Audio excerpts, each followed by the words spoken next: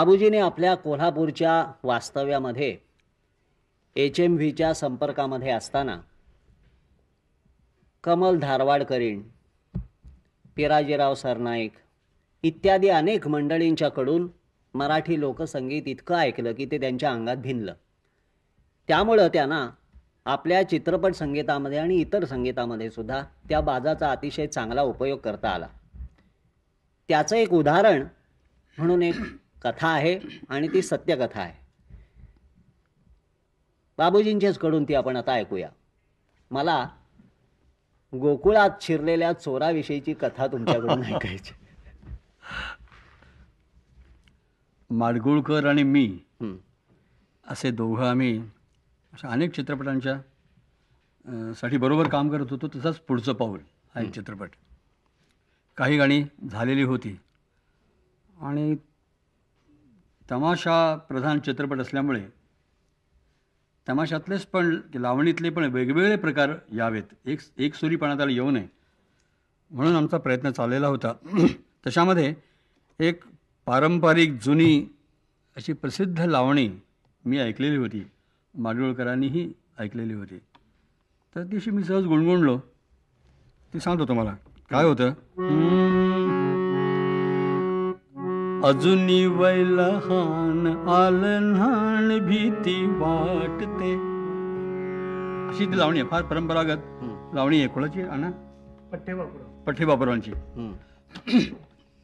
तर ही लावणी इतकी मनामध्ये ठसली होती. त्याचे स्वर माडगुळकरांना म्हटलं आपण हे स्वर डोक्यामध्ये घेऊन आपण चाल करूया. माडगुळकरांना एकदम आवडलं आणि माडगुळकरांनी लिहायला सुरुवात केली. ती जी लावणी त्यांनी लिहिली, अर्थात काय लावणी लिहिली त्याला पहिल्यांदा दोहा आहे, शेर म्हणतात त्याला, समजलं की नाही. आणि मग त्याचा मुखडा सुरू होतो. तो अगदी ह्या अजूनही वय लहान सारखा नसेल पण कुठे साम्य जाणवतं का बघा. पण डोक्यामध्ये मात्र करताना ते अजूनही वय लहान होतं. डोईवरी पाण्याचा ग माठ, मी हळूहळू चढता यमुना घाट, कशी पडली अचानक गाठ, गोकुळातला चोर आला नंदाचा कोर झाला, वाढवा कुणी मला सोडवा, कुणी मला सोडवा, सोडवा, सोडवा. त्यानं माझी रोखिली गो वाट, खडा मारला अन फोडीला की माठ, उभा राहून हासेवर धीट, खट्याळ हा श्रीरंगबाई, खट्याळ हा श्रीरंगबाई, भिजविले अंग झोंबे कारवा, कुणी मला सोडवा, कुणी मला सोडवा, सोडवा, सोडवा. अशी लावणी अतिशय लोकप्रिय झालेली लावणी आहे.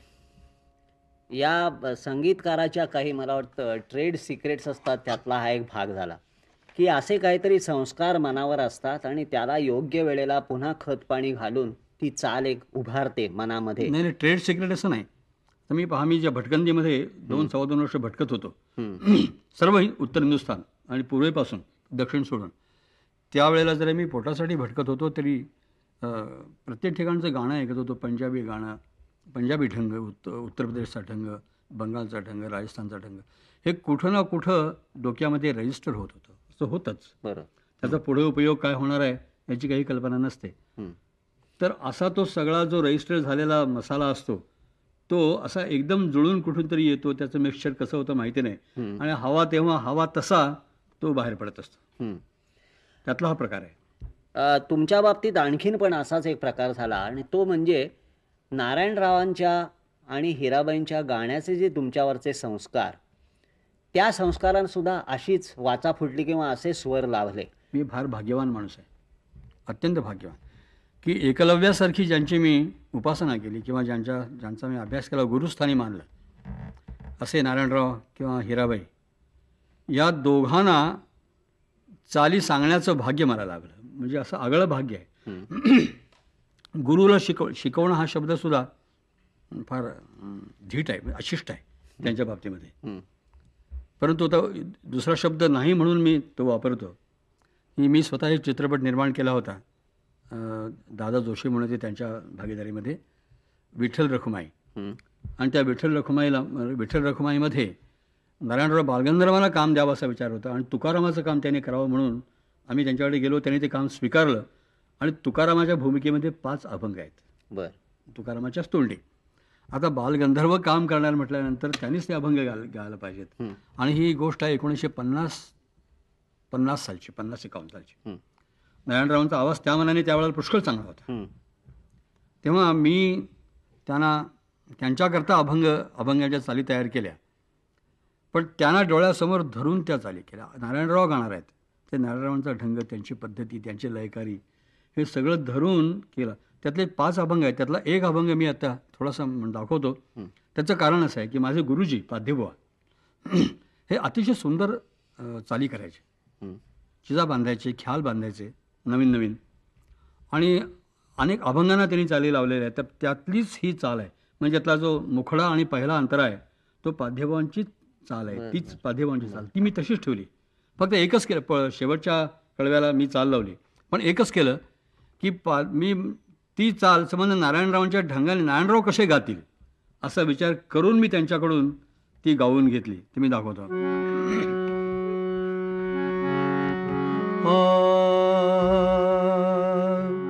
वेद अनंत बोलिला, बोलिला वेद अनंत बोलिला, बोलिला वेद अनंत बोलिला, अर्थ इतुकाची साधिला, वेद अनंत बोलिला, बोलिला वेद अनंत बोलिला.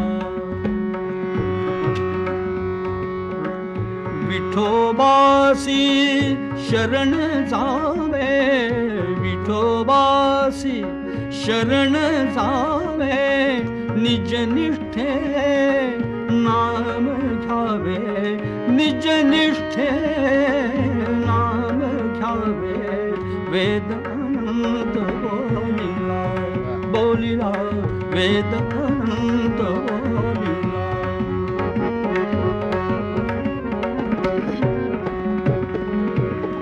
सकळ शास्त्रांचा आधार, अंती तुकाची निर्धार, सकळ शास्त्रांचा आधार,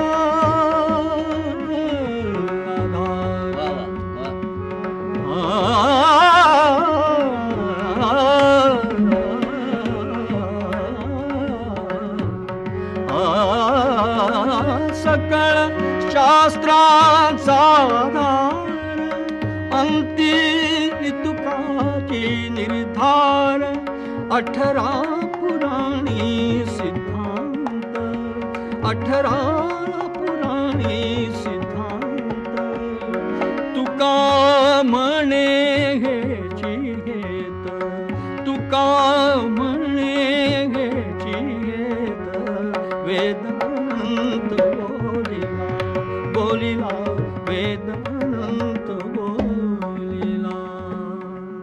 वा वा. यात असं नक्की जाणवलं की नारायणरावांना तुम्ही आत्मसात केलं होतं. त्यांची गायकी जी होती, त्यांचा स्वराचा लगाव, अक्षरं त्यांची टाकण्याची पद्धत, लईबरोबर त्यांचे खेळण्याचे प्रकार, ह्या सगळ्याचं प्रतिबिंब या चालीमध्ये उमटतं. त्याच्याबरोबर तुम्ही अतिशयच योग्य पद्धतीने असं म्हणायला पाहिजे की तुम्ही केलेले गुरु आणखीन मानलेले गुरु ह्या चालीत दोन्ही एकत्र आले, की वामनराव पाध्ये आणि नारायणराव हे दोन्ही ह्या चालीमध्ये आपोआप एकत्र आले. मी आणखीन एक सांगतो आपल्याला. जसं नारायणरावांच्यासाठी मी काही गाणी करू शकलो, तसंच मी हिराबाईंच्यासाठी मी काही 2 गाणी केली. HMVनी मला वसंतराव कांबळेकर यांनी सांगितलं की 2 गाणी हिराबाईने बसवायचे आहेत, करशील का म्हटलं करेल. त्यांच्याकडे गेलो तेव्हा घाबरत गेलो. त्यांना म्हटलं तुम्ही फक्त चाली ऐका आणि तुम्ही काहीही गा. त्या हसल्या आणि म्हणाल्या नाही तुम्ही गा, बघूया मग पुढे. आणि मी सांगतो हे दोन्ही माणसं मोठी का याचं एक आता हे सांगताना सुद्धा आता अंतःकरण भरून येतं की माणसं मोठी कशी होतात, का मोठी राहतात कशी, तर स्वतःचं मोठेपण जाणवून न देताना वा प्रत्येकाशी त्याच्या त्याच्या पद्धतीप्रमाणे विनयानं वागणं. एखाद्या लहान मुलाकडून जर काही शिकायचं असेल तर तो गुरु आहे आणि आपण विद्यार्थी आहोत, अशा भावनेतून शिकणं हा जो प्रकार आहे हा दोघांच्याही बाबतीमध्ये मला अनुभवायला आला. मी कोण होतो, त्यांच्यासमोर कोणीच नव्हतं, आजही कोणी नाही. पण मी जेव्हा बालगंधर्वांना आणि हिराबाईंना शिकवायला आलो तेव्हा मी हिराबाईंना जेव्हा म्हटलं तेव्हा त्यांनी इतकं विनयानं एखादं विद्यार्थिनी समोर बसलेली असेल असं माझ्याकडून ऐकून घेतलं. सगळं गाणं माझ्याकडून शिकून घेतलं. त्यातली प्रत्येक तान तान पलटा व्हरायटी सगळं शिकून घेतलं. पाठ केलं, रोज नोटेशन करायच्या, पाठ करायच्या आणि ते म्हणून दाखवायच्या. नंदलाला नाच रे ब्रिजलाला, नंदलाला नाच रे ब्रिजलाला, नंदलाला नाच रे ब्रिजलाला.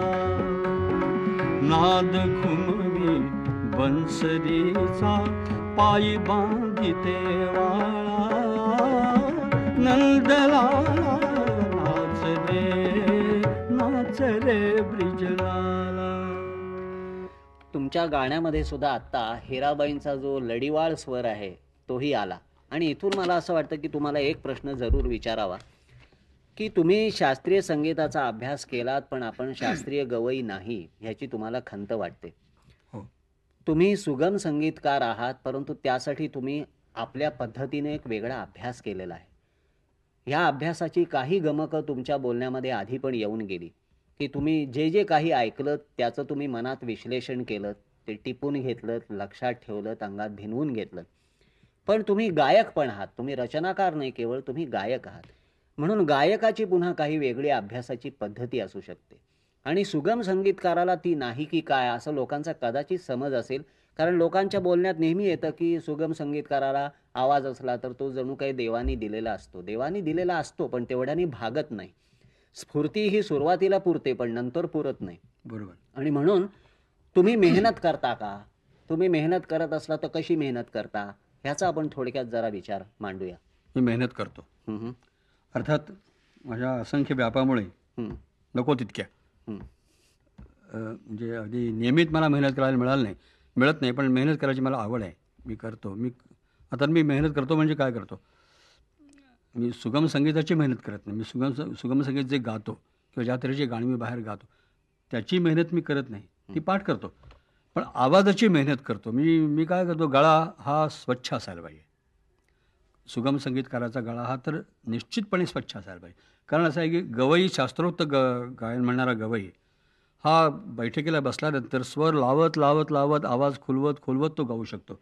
आणि लोक ते ॲक्सेप्ट करतात की बुवांचा आवाज लागतोय, अजून लागायचा आहे, अर्धा तास झाला, तास झाला, ठीक आहे. एकदा आवाज लागल्यानंतर मग बाहेर उडवतात. सुगम संगीतामध्ये किंवा पार्श्वगायनामध्ये पहिली गोष्ट आवश्यक अशी आहे की पहिल्या क्षणापासून आवाज उत्तम असायला लागतो, स्वच्छ असावा लागतो. तिथं मग दुसरी परीक्षा नाही, तो क्षण महत्त्वाचा. तर त्यासाठी आवाज हा स्वच्छ राहायला पाहिजे, निर्दोष असायला पाहिजे. ज्या वजनाचा आवाज पाहिजे त्या वजनाचाच पाहिजे. यासाठी मी काही नाना असं आहे, मेहनत करायला लागला एखादा मनुष्य म्हणजे त्याला नाना तऱ्हेचे उपाय सुचत राहतात. मेहनत करता करता करता मार्ग सुचतात, तसे मलाही सुचले. पण मी एक गोष्ट करतो आणखीन, किंवा मी आकार, इकार, उकार, एकार हे जे काही प्रकार आहेत ते सगळे तितक्याच वजनाने गळ्यातून स्वच्छपणे यावेत यासाठी मी मेहनत करताना काही प्रयत्न करतो. कारण शब्दामध्ये कसं इकार असतात, उकार असतात, एकार असतात, अकार असतात, उकार असतात सगळे. तर मी करताना समजा मेहनत पेटीवर करता की तंबोऱ्यावर? तंबोऱ्यावर करतो. अच्छा. मी अगदी ठरवून मी पेटीवर कधीही मेहनत करत नाही, तंबोऱ्यावरती करतो.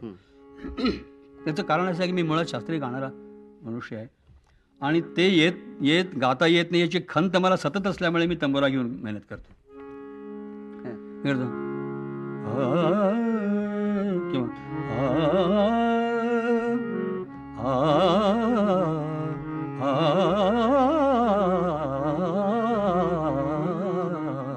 किंवा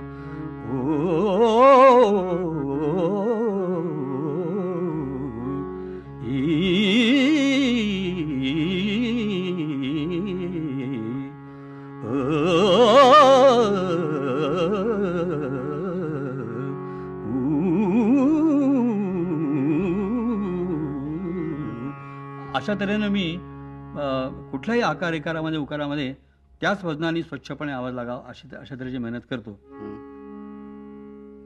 आणि एक तुम्ही सांगितलं होतं की तुम्ही खर्ज साधन करता आणि त्याच्या जोडीला तानांचे पलटे काही घोटता. तुमचा गळा हा सर्व तऱ्हेच्या हरकतीमध्ये सहजपणे फिरू शकतो हे आपण पाहिलं. फिरू शकत होता पूर्वी, आता नाही करत. आता वयामुळे निसर्ग कोणाला क्षमा करत नाही. आता इतके छान छान लोक गाणारे आहेत, कसं सांगतो, त्यांचं गाणं ऐकलं म्हणजे शपथपूर्वक सांगतो की लाज वाटते आपल्याला गायची. परंतु एक काही वर्षापूर्वी असं होतं की खरोखर माझ्या गळ्यातून काहीही निघत असे.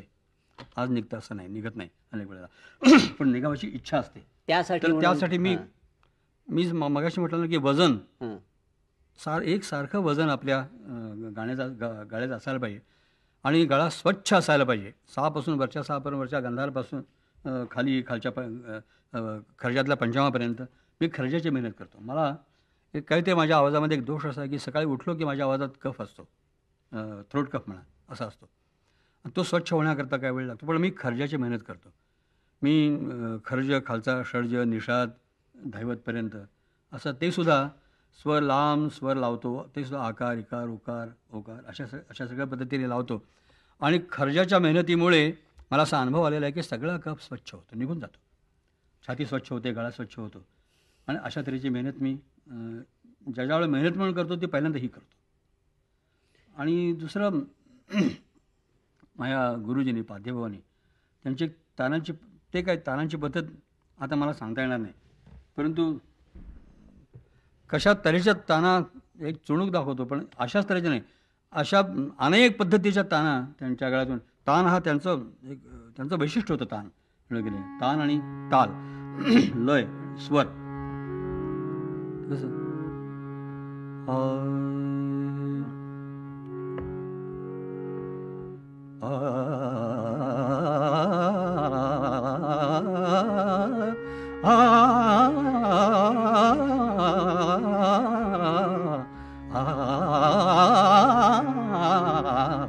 अशा तऱ्हेचं. आता मला सवय नाही, परंतु मी अशी प्रॅक्टिस करायचा प्रयत्न करतो. याच्याशीच एक निगडीत प्रश्न असा आहे की पहिल्याने एकदा HMVनी तुमचा आवाज हा ध्वनिमुद्रणासाठी म्हणून योग्य नव्हे असं तुम्हाला अयोग्य असं नम्रपणे सांगितलं त्याचं कारण सांगतो की रेकॉर्डिंग हे वेगळं तंत्र आहे, ध्वनिमुद्रण हे वेगळं तंत्र आहे. आणि बैठक ज्या वेळेला मायक्रोफोन नसत आणि नुसतंच लोकांच्या समोर बसून गावं लागत असे त्यावेळेची पद्धत याच्यामध्ये फरक आहे. आज मायक्रोफोन यंत्र निघाली आहेत, किती तुम्ही हळू म्हणा ते अनेक पटीनं मोठं होऊन ऐकता येतं. तर मला मी म्हटलं ना, पूर्वी जे भटकंती करत होतो त्यावेळेला कार्यक्रम करून पोट भरणं एवढाच उद्योग असल्यामुळे लोकांच्या समोर गायचं, तर ते भावनेनं गाण्याकरता किंवा जास्त परिणामकारक होण्याकरता एखाद्या शब्दावरती एखाद्या स्वरावरती एकदम जोर द्यायचा, आघात करायचा. एखादं कोमल भावना असली तर ती इतकी हळू म्हणायची की ते केवळ एक्सप्रेशननीच लोकांच्या लक्षात यावं बरं का, आवाज थोडासा. अशा तऱ्हेची सवय झाली त्याचा बैठकीमध्ये फार चांगला परिणाम होत असे. रेकॉर्डिंगचं तंत्र माहीत नसल्यामुळे मला जेव्हा पहिलं रेकॉर्ड केलं दर्यावरी नाचकरी आणि सजणा पहाट झाली आणि 4 गाणी केली, त्यावेळेला HMVनी त्यांच्या ते वॅक्स प्लेट्स असतात त्यावेळेला रेकॉर्डिंगच्या, कोल्हापूरला रेकॉर्डिंग, तर 40-50 प्लेट्स त्यांच्या ते माझ्या 4 गाण्याकरता खर्च झाल्या. कारण मी काय करायचं, दर्यावरी नाचकरी ओढी चाले कशी भिरी काहीतरी री असं म्हटलं की खड्डा पडायचा, कुठेतरी हळू म्हटलं की रेकॉर्ड व्हायचं नाही. यामुळे माझा त्याने सांगितलं होतं की तुमचा आवाज अनफिट आहे. पण त्यावेळेला मडगावकर रेकॉर्डिस्ट त्यावेळेचे, त्यांनी मला सांगितलं की फडके तुम्ही नॉमिद होऊ नका. त्यावेळेचे ते जे प्रख्यात गायक होते पंकज मलिक अत्यंत लोकप्रिय, ज्यांच्या लक्षावधी रेकॉर्ड्स खपायच्या. त्यावेळेला पंकज मलिकनं सुद्धा असंच आमच्या HMAनी तुमचा आवाज रेकॉर्डिंगला नालायक आहे किंवा लायक नाही, अनफिट आहे म्हणून नापास केलेलं होतं.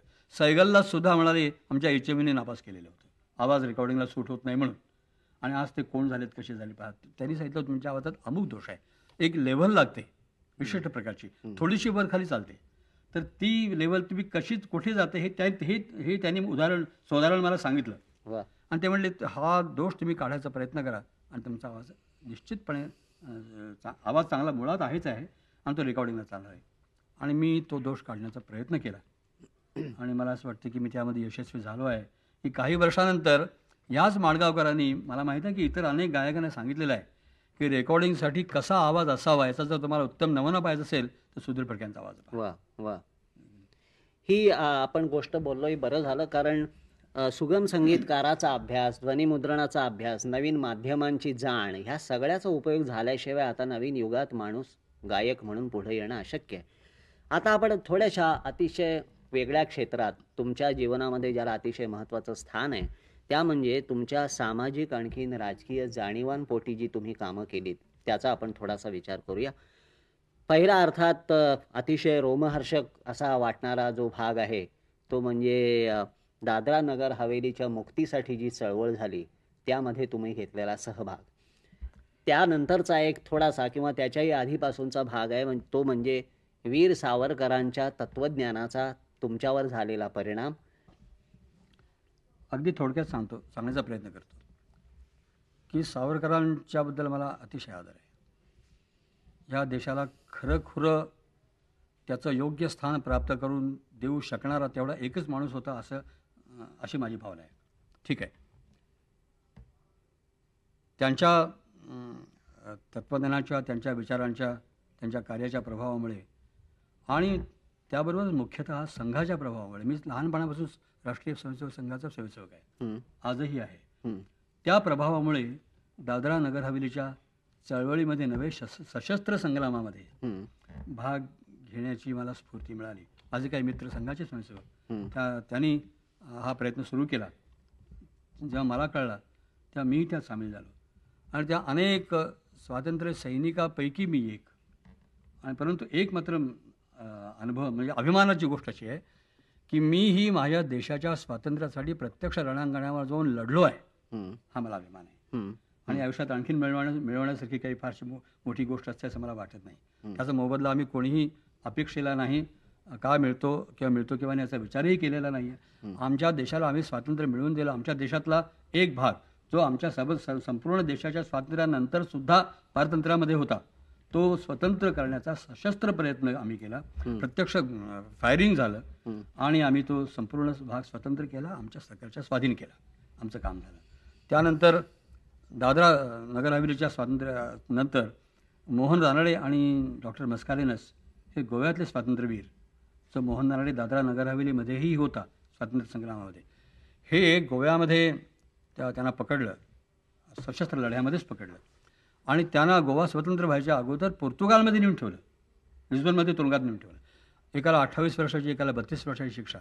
आणि दुर्दैवाची गोष्ट अशी की गोवा स्वतंत्र झाला, त्यांचे हजारो सैनिक पकडले आमच्या शासनाने, आमच्या सरकारने, त्यांचे अनेक अधिकारी पकडले. आणि वास्तविक एक साधी गोष्ट होती की आमच्या देशातले काही जर देशभक्त त्यांच्या देशात तुरुंगात असतील तर त्यांना तुम्ही प्रथम सोडून द्या, मग आम्ही तुमचे सैनिक परत करू किंवा अधिकारी परत करू, असं व्हायला पाहिजे होतं. ते झालं नाही दुर्दैवाने. त्यांचे सगळे सैनिक अधिकारी परत गेले आणि आमचे स्वातंत्र्यवीर तिथेच राहिले. अर्थात एक नागरिक म्हणून मला असं वाटलं हे कोणीतरी करायला पाहिजे, कोणीतरी, मग मीच का नको, असं म्हणून मी हा प्रयत्न सुरू केला. त्यांच्या सुटकेचा प्रचंड प्रयत्न होता, महाकठीण होता, कारण परक्या राष्ट्रामध्ये परक्यांच्या तुरुंगामध्ये असलेले सैनिक आमचे स्वातंत्र्यवीर दोन्ही. परंतु सुदैवाने मोहन रानडे मुक्ती समिती म्हणून स्थापन केली, डॉक्टर मस्कालिनस मुक्ती समिती स्थापन केली. सर्व देशभर त्याला प्रचंड प्रतिसाद मिळाला, सर्व देशभर. इतकंच नव्हे तर मी तेवढ्यासाठी इंग्लंडला गेलो. इंग्लंडमध्ये अशी समिती स्थापन केली आणि त्या समितीचे होते जे निमंत्रक होते ते लॉर्ड फेनर ब्रॉकवे ते होते. आणि त्या समितीने तिथून प्रयत्न केला. आम्ही पोपच्या मार्गाने, अनेकांच्या मार्गाने स्पेनच्या फ्रँकोच्या मार्गाने अमेरिकेच्या मार्गाने असा प्रयत्न केला. तिथे एक शंकर कामत नावाचे एक वकील याच्यामध्ये आहेत लिस्बनमध्ये, ते मोहन राणेंचे वकील. त्यांचा प्रचंड प्रयत्न, फार मोठा प्रयत्न, त्या सगळ्याच्या प्रयत्नांनी शेवटी मोहन राणेंची मुक्तता झाली. आणि डॉक्टर मस्करनेचा प्रश्न आम्ही इंटरनॅशनल ॲम्नेस्टी इंटरनॅशनल या संस्थेकडे सोपवला आणि त्या संस्थेच्या मदतीने प्रयत्नांनी त्यांची सुटका झाली. आणि खरोखरी सरकारचं सहाय्य किंचितसुद्धा नसताना सुद्धा जर सामान्य नागरिक एखाद्या देशाच्या हिताची गोष्ट करू इच्छिल तर त्याला यश येऊ शकतं. हा एक उत्तम चांगला अनुभव आम्ही स्वतःला घेऊ शकलो, लोकांच्या समोर ठेवू शकलो. याच वेळेला बाबूजींची एकंदर जीवनधारा कशी वेगवेगळी वाहते असं बघा मजा, की 54 साली इकडे दादरा नगर हवेलीच्या मुक्ततेचा सगळा संग्राम आणि त्याच्याच आसपास त्याच्या किंचित आधी लाखाची गोष्ट सारखा अतिशय वेगळ्या टेम्परामेंटचा टोन असलेला असा चित्रपट आणि त्यातली गाणी, ती गाणी ही सगळ्यांच्या कानात, मनात आणि गळ्यामध्ये बसावी यासाठी लोकांची धडपड. तर त्यातल्या एक गाण्याची आपण कथा ऐकूया, कारण गदी माडगुळकर आणखीन सुधीर फडके हे ह्यांना लवकुश म्हणावं का एकाला वाल्मिकी म्हणावं आणि दुसऱ्याला काय म्हणावं ह्या उपमा प्रत्येकाने शोधाव्यात. परंतु पुन्हा एकदा रामायण हे नवीन संदर्भात आमच्यामध्ये आलं, आणखीन ते अजूनपर्यंत लोक गात आहेत, त्याचा आनंद जो आहे ती गदिमा आणखीन सुधीर फडके यांच्या सहकार्याचं एक अतिशय प्रसन्न असं चिन्ह म्हणजे लाखाची गोष्ट हा चित्रपट. त्यातल्या गाण्याविषयी आपण बोलायचं आहे. मला सांगतो की चॅलेंज स्वीकारणं यात फार मोठा आनंद असतो. दादरा नगर हवेली हे चॅलेंज होता. तिथे मी तुम्हाला सांगतो की प्रत्यक्ष एका पिपरिया नावाचं एक पोलीस स्टेशन आम्ही त्याच्यावरती हल्ला केला. आम्ही मरू कुठल्याही क्षणी बंदुकीची गोळी येईल आणि मरण येईल हे माहीत होतं प्रत्येकाला. त्यावेळेला घर आठवलं नाही, बायको नाही आठवली, मुलगा आठवला नाही, काही आठवलं नाही, धंदा आठवला नाही. परंतु त्यावेळेला बेहोश होऊन जसं तो चॅलेंज स्वीकारला तसाच हाही चॅलेंज होता. चाल ही पण सांगतो तुम्हाला किती गंमत सांगतो. हा वेगळा चॅलेंज होता.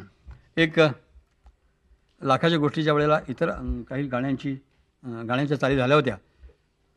त्या म्युझिशियन्ससह रिहर्सल्स चालू होत्या आणि प्रभाकर जोग माझे असिस्टंट एका बाजूला बसलेले होते, एका बाजूला अण्णा जोशीच होते तबल्याला. प्रभाकर जोग हे नोटेशन अप्रतिम करणारे ग्रस्त टाईपरायटर बरं का. मी कुठल्या तरी गाण्याची रिहर्सल करतो तर माडुळकरांच्याकडून निरोप आला, मला जरा बोलवलं आहे म्हणून. मी गेलो त्याच बंगल्यामध्ये. म्हणाले की बाबूजी म्हणाले की इतर सगळी गाणी झाली आहेत, एका सिच्युएशनसाठी गाणं आपल्याला पाहिजे आहे, पण ते नवीन करायचं काही कारण नाही. तुमच्याच एका चित्रपटासाठी म्हणून मी नवीन गाणं लिहिलं होतं. त्याला तर मी चालही लावली होती. तो चित्रपट तुम्ही मराठी करणार होता, तो काही मराठी केला नाही, हिंदी सुरू केला. ते गाणं शिल्लक आहे, आपण ते गाणं वापरूया, बरोबर फिट बसणार गाणं आहे. मी माडुळकरांना म्हटलं भाऊ ते नाही गाणं मिळणार तुम्हाला. म्हटलं का नाही मिळणार, पण कारण तर सांगाल. पण सांगतो कारण. त्याचं कारण असं आहे की पूर्वी एकदा असं घडलं आहे की एका चित्रपटासाठी तुम्ही आणि मी दोघं काम करत होतो. त्यावेळेला असंच एक गाणं त्याच्याही पूर्वीच्या एका चित्रपटासाठी आपण दोघांनी केलेलं, चाल तयार असलेलं आणि ते न वापरलेलं तयार होतं.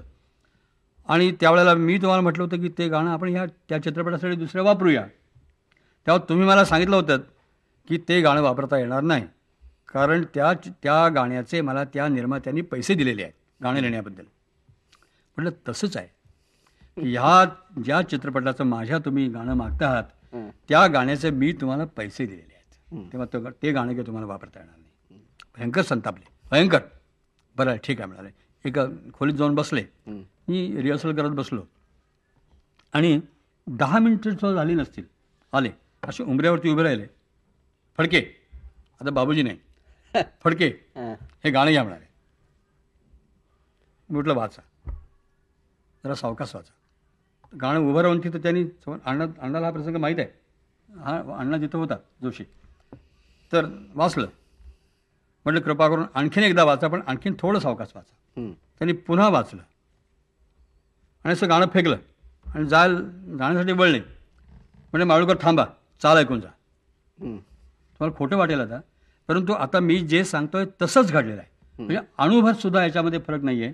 मी तो कागद हातामध्ये घेतला, जोगानं म्हटलं जोग मी चाल म्हणत जातो, करत नव्हे, मी चाल म्हणत जातो आणि जे म्हणेन ते तुम्ही शॉर्ट हँडसारखं तुम्ही सरळ नोटेशन करत चला, पटपट पटपट पट.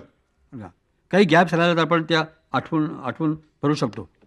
आणि मी म्हणायला सुरुवात केली, जसं त्यांनी गद्य वाचलं तसं मी स्वरामध्ये ते गाणं वाचलं असं म्हणा तुम्ही. एक झाला असेल, फक्त मी एक ओळ दोनदा म्हटली असेल, तीनदा म्हटली असेल, एवढंच. पण त्याचा मी फक्त एक मोकळाने एक अंतरा म्हणतो.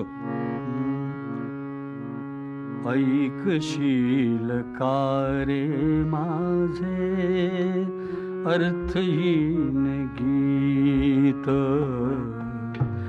दूर दूर जाते धरुनी उरी तुझी प्रीत, उरी तुझी प्रीत. वाट तुझी बघता बघता पाय सुकून गेले, वाट तुझी बघता बघता पाय थकून गेले. निमंत्रणा वाचून जवळी मरण मात्र आले, फेकलेस चरणावरचे फूल तू धुळीत, दूर दूर जाते धरुनी उरी तुझी प्रीत, उरी तुझी प्रीत. म्हणजे शीघ्र कवित्व हे जसं असतं तसंच हे झालं की सुरामध्ये तुम्ही विचार केलात आणि तो तितका शीघ्रपणे, तेवढी ताकद असेल तेवढी होऊ शकते. हे माडगुळकर आणखीन फडके यांचं द्वंद्व अनेक तऱ्हेचं इथे झालं, ते आपण ऐकलं. मनोरंजक होतं आणि त्याच्यामध्ये आपल्याला दिसतं की कलावंत हा कधी कधी वेगळ्या तऱ्हेचे व्यवहार पण चांगले करतो. तर इथे मला आता थोडंसं पुढं जावंसं वाटतंय की इतक्या मराठी चित्रपटांना जशी तुम्ही गीतं दिलीत, चाली देतात, तसे हिंदी चित्रपटही तुमचे बरेच आहेत. माझं करिअरच सुरू झालं हिंदी चित्रपटापासून. तर त्यामध्ये तुमच्या संगीतामध्ये पुन्हा एक स्वतःचा ठसा म्हणून दिसतो आणि तो कधी रागाचा आधार घेऊन तुम्ही काहीतरी जे संगीत करता त्यामध्ये कुठंतरी एक त्या संगीताला जास्त नागर स्वरूप असतं, भारदस्त असतं, असं त्याच्यामध्ये दिसतं. त्याची अनेक गाणी आहेत आणि भूप, यमन यासारखे आवडते राग आहेत तुमचे. जसं बालगंधर्वांना भिंपलास आवडायचा, बागेश्री आवडायचा, तसं तुमचं आहे. तुम्हाला यमन खूप आवडतो आणि ह्या यमनाची एक अतिशय चांगली बंदिशच झालेली आहे, ती आपण गीत ऐकूया. आणि हां, तुम्हाला हे सांगतो की ही चाल जेव्हा लावली तेव्हा त्याचे निर्माते सदाशिवराव कवी आणि मी आणि नरेंद्र शर्मा कवी या तिघांशिवाय कोणालाही ती आवडलेली नव्हती, कोणालाही नाही. आणि नंतर ती सर्वांना आवडली चित्रपट लागल्यानंतर. लावल गाती गीत गाती, लावल गाती गीत गाती, दीप में प्रीत भाती, लावल गाती गीत गाती, दीप में प्रीत भाती, लावल गाती. नैनों की कामना, प्राणों की भावना, नैनों की कामना, प्राणों की भावना, पूजा की ज्योति बनकर चरणों में मुस्कुराती, लावल गाती गीत गाती. कुमकुम प्रसाद है,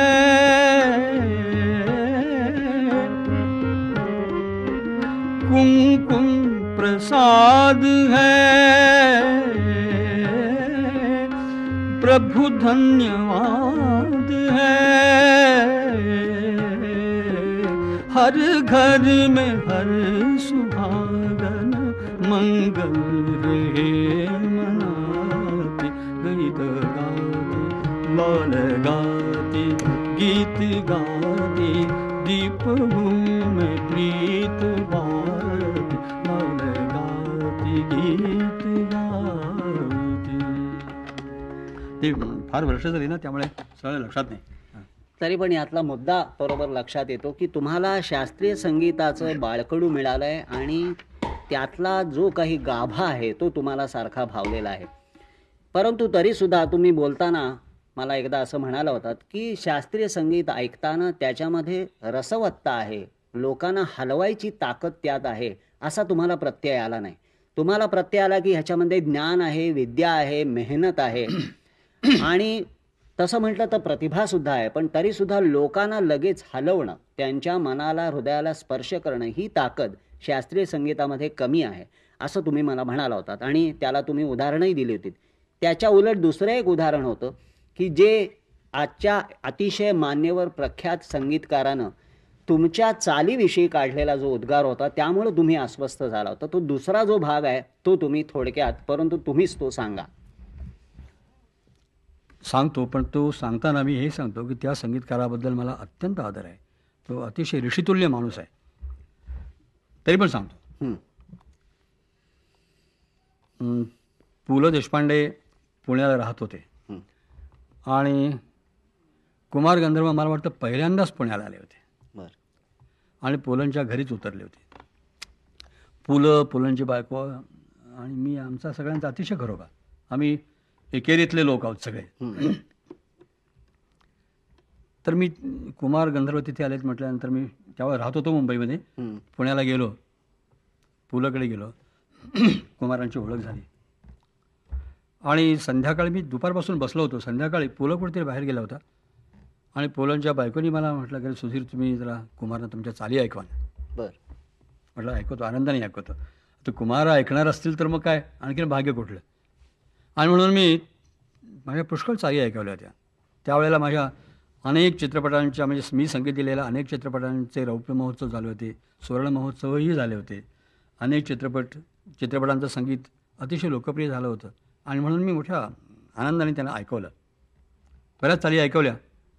त्यानंतर ते असं म्हणाले की सुधीर तुमच्या चाली चांगल्या आहे पण चालीमध्ये आत्मा नाही आहे तुमच्या. अच्छा. तर मला काही कळे ना, आत्मा नाही म्हणजे काय. हम्म. म्हटलं मला काही कळत नाही.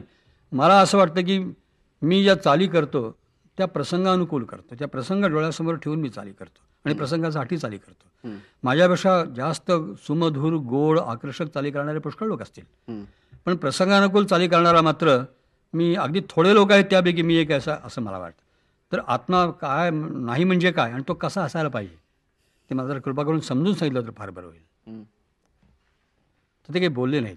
संध्याकाळी 5-6 6:30ची गोष्ट होती. मी 8-8:30 वाजता त्यांची जेवणाची वेळ झाली, 9 वाजता ते जेवायला बसले. तोपर्यंत मी त्यांच्या मागं लागलो होतो की तुम्ही मला सांगा की आत्मा म्हणजे काय, मला समजावून सांगा. मला समजलं तर मला माझ्या सुधारणा करता येईल स्वतःमध्ये आणि मला माझं गाणं जास्त चांगलं करता येईल, चाली चांगलं. पण ते काही उत्तर दिलं नाही. का दिलं नाही कोणास ठाऊक. मग त्यावर अनेक वर्ष गेली. त्यानंतरही मी त्यांच्या अनेक गाण्यांनी जात असे, आवर्जून जात असे. मला आवडत असते त्यांचं गाणं. परंतु नंतर असं घडलं की आता इंदोरला माझा कार्यक्रम होता गीत रामायणाचा आणि तिथल्या लोकांनी त्यांना अध्यक्ष म्हणून बोलावलं होतं. ते आले होते, मध्यंतरापर्यंत बसले होते. मला अगोदर म्हणाले होते की मला पहाटे दुसऱ्या गावाला जायचं, मी मध्यंतरानंतर गेलो चालेल का. म्हटलं हरकत नाही. ते गाणं त्याने ऐकलं आणि नंतर इंदोरच्या माझ्या अनेक मित्रांनी मला सांगितलं की कुमार गंधर्व आपल्या शिष्यानं सांगतात की भावनेनं गाणं कसं असतं आणि कसं गायचं असतं हे जर तुम्हाला ऐकायचं असेल, शिकायचं असेल तर तुम्ही सुधीर फडक्यांचं गाणं ऐका. बरं. आणि इतकंच नव्हे तर एका गणपती उत्सवाच्या अगोदर एका वर्षी ते माझ्या घरी येऊन बसले मुंबईला आणि म्हणाले की सुधीर मी देवासचा गणेशोत्सव मी स्वतः करतो प्रत्येक वर्षी. यंदा मी तुम्हाला बोलवायला आलो माझ्या उत्सवामध्ये गाण्यासाठी. मी त्यांना म्हटलं कुमार, मी गणेशोत्सवामध्ये गाणं अनेक वर्षापासून सोडून दिलं आहे, मी गात नाही बरं का. ते म्हटलं तुम्ही इतर ठिकाणी गात असाल का नसाल, तुम्ही माझ्याकडे येऊन गायलंच पाहिजे. बरं. अहो म्हटलं मी खरंच. ते म्हटलं तुम्ही हो म्हणेपर्यंत मी जाणार नाही, मी सत्याग्रह करून इथे बसणार.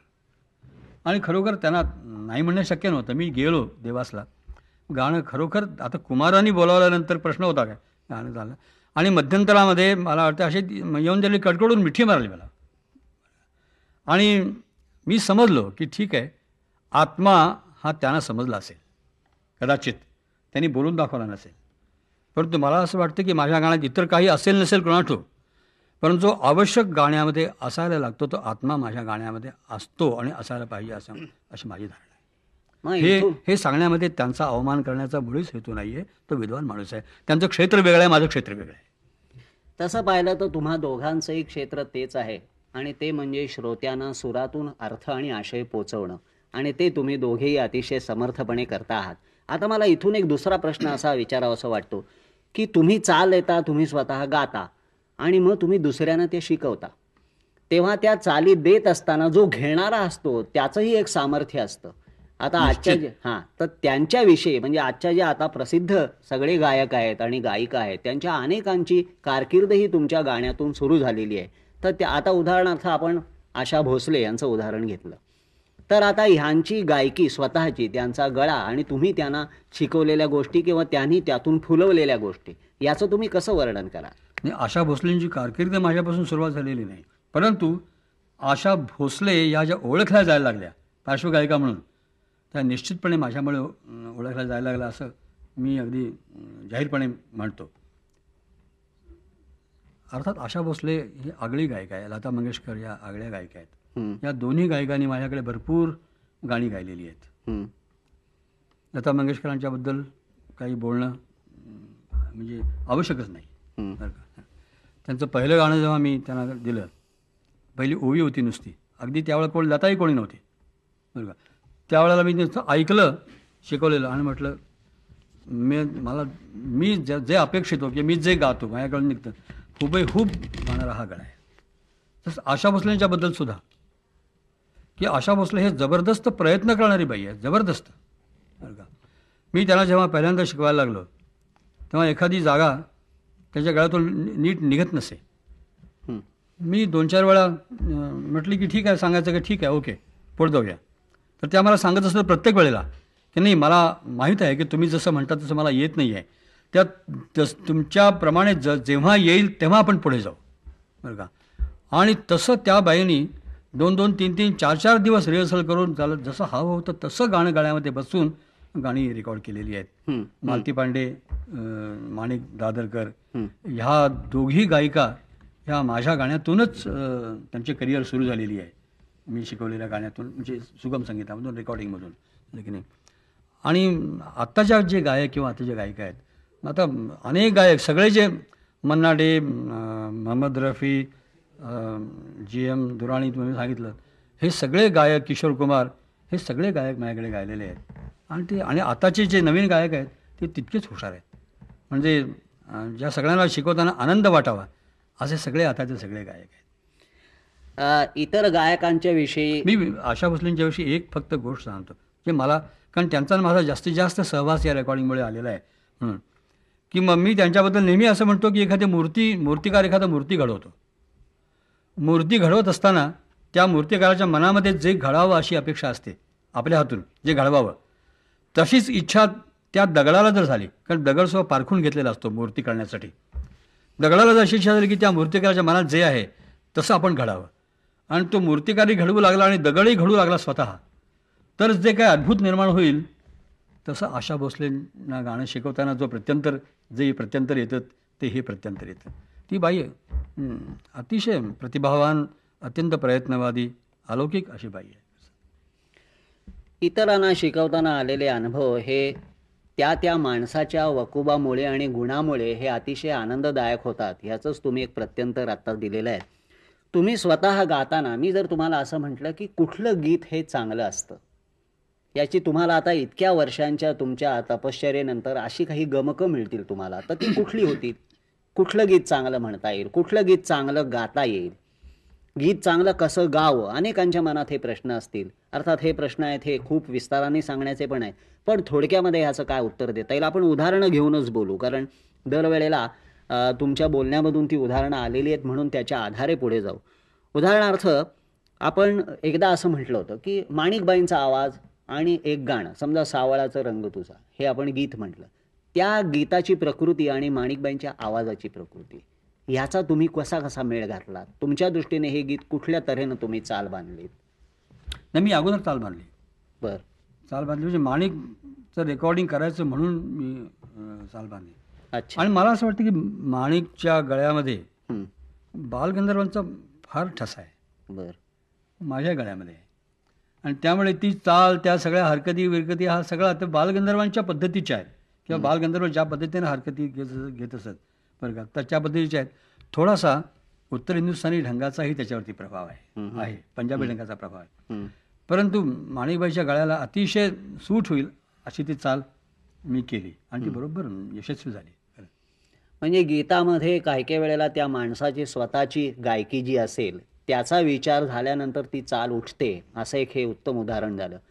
सैगलचा आपण पूर्वी एकदा उल्लेख केलेला आहे आणि आता वेगळ्या संदर्भात पुन्हा एकदा करूया की सैगलचं खुद्द जे आवडलेलं गीत असेल ते एखाद्या माणसानं गाणं हा तर भाग वेगळाच झाला, पण सैगलची एकूण जी प्रतिभा होती ती अंगामध्ये मुरून घेऊन सैगल हे गीत कसं गायला असता अशी कल्पना करून तुम्ही गीत रचलेलं आहे. आणखीन त्याच्यामध्ये भावना त्याची वेगळी दिसते आणि हे पुन्हा गीत कसं असावं ह्याचंच हे एक उत्तर आहे. म्हणून आपण त्या गीताचं उदाहरण घेऊया आणि हा प्रश्नाचं आपण उत्तर म्हणून ते वापरूया की हा माझा मार्ग एकल आहे जे तुमचं गाणं आहे त्याच्याविषयी.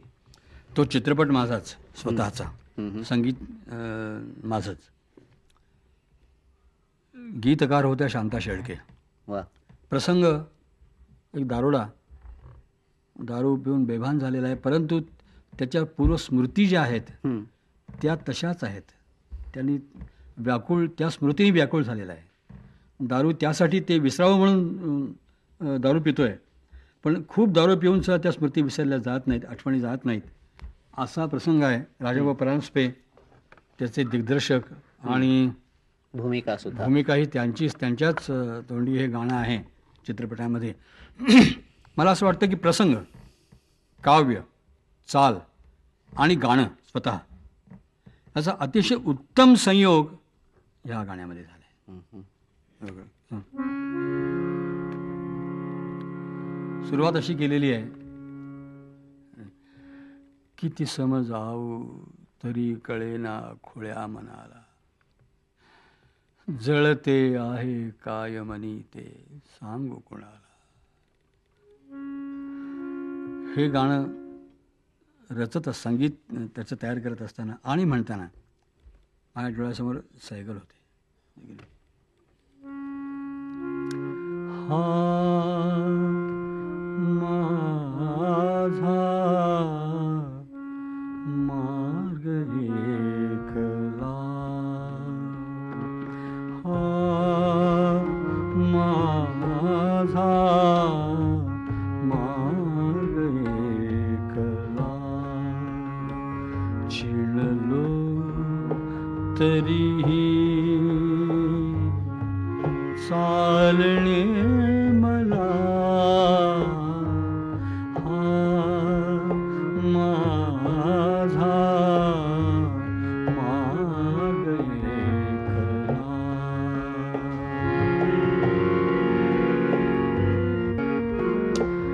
सरले रडले उरले हसणे, भवती रचितो भलती व्यसने, भलती व्यसने, विझवू बघतो जाळ आतला,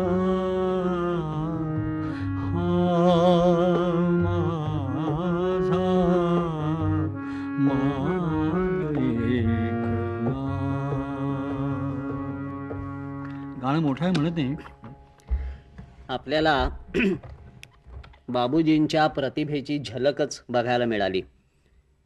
ही प्रतिभा अजूनही वर्धित आहे, वाढती आहे. त्याला कारण त्यांच्या घरामध्ये सगळं गाणंच आहे.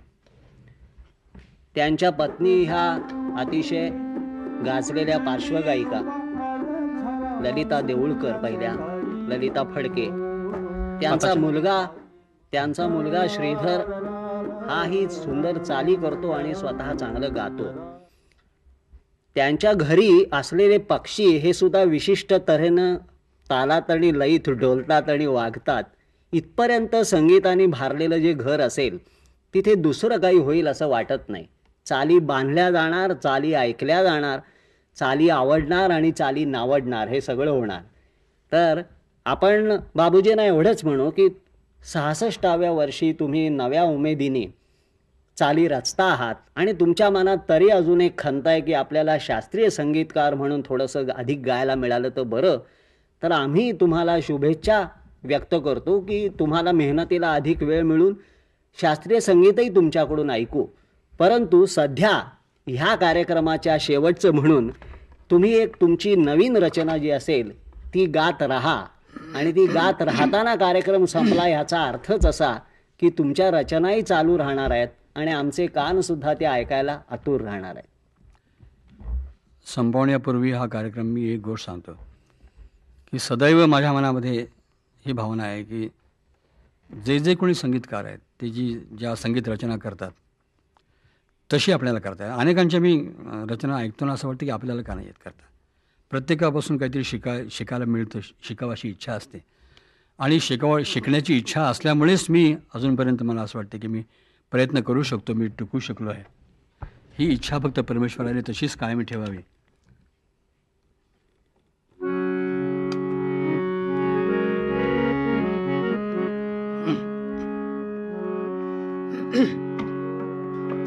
हे आहे ड्युएट, युगलगान. आता मी एकटाच म्हणणार आहे.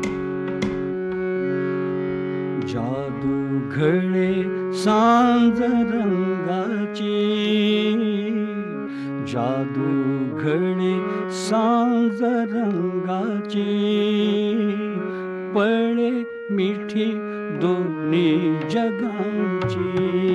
हो जादू घडे सांज रंगाची, पळे मिठी दोन्ही जगांची.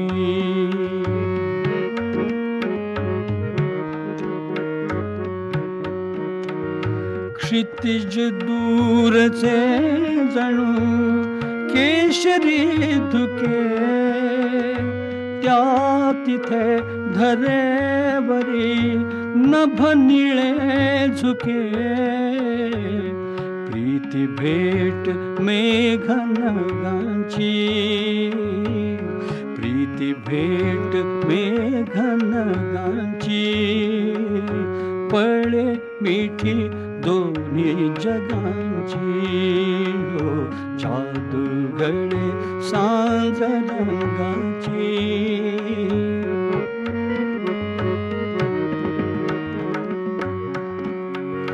रेषांच्या वाटावर सहज भेटलो, रंगांच्या सावल्यात सहज गुंतलो. साक्ष मिळे अंतरंगाची, साक्ष मिळे अंतरंगाची,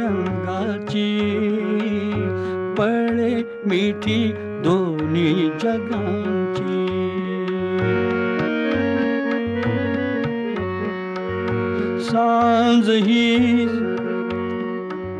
सांज ही मनात झुरे रंग पाझरे.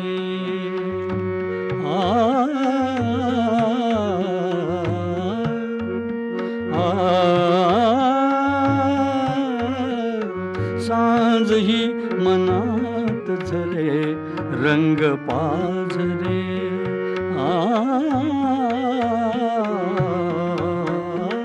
सांज ही मनात झरे रंग पाझरे. चित्रकार ना दिसे चित्र हो पुरे, खूणपटे कैक युगांची, खूणपटे कैक युगांची, पळे मिठी दोन्ही जगांची. जादू घडे सांज रंगाची, जादू घडे सांज रंगाची, पळे मिठी दोन्ही जगांची.